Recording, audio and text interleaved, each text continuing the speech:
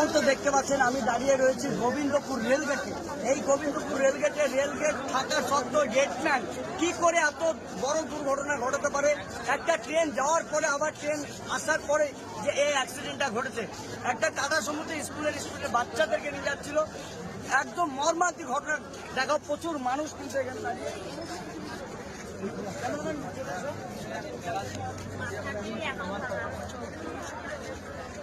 এটা দেখতে পাচ্ছেন আমাদের মুর্শিদাবাদ জেলা বহরমপুর থানার অন্তর্গত গোবিন্দপুর রেলগেটে এই ঘটনাটা ঘটেছে। দেখতে পাচ্ছেন টাটা সমুদ্রে বাচ্চা নিয়ে যাচ্ছিল, পড়াশোনা করতে যাচ্ছিল, তো বাড়ি যাওয়ার পথে এই ঘটনাটা গোবিন্দপুর রেলগেটে স্কুল যাওয়ার পথে। আচ্ছা এখানে আসো, এখানে আসো, এখানে আসো। এখানে কিভাবে ঘটনাটা ঘটলো একটু বলো।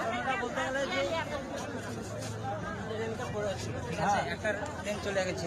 আচ্ছা একটা ট্রেন চলে গেছে, যাওয়ার পথে ও রেলগেট চলে যেতে, এধার থেকে যে ট্রেন আসছে সেটা মানে সেটাও দেখেনি না, মানে আবার ট্রেন চলে এসেছে। হ্যাঁ ট্রেনটা পাশে, এধারটা ট্রেনটা পাশে গেছে আর রেলগেট চলে গেছে। তো দেখতে পাচ্ছেন যে গেটম্যান ছিল, সেই গেটম্যান কি করে এত বড় ভুল করতে পারে?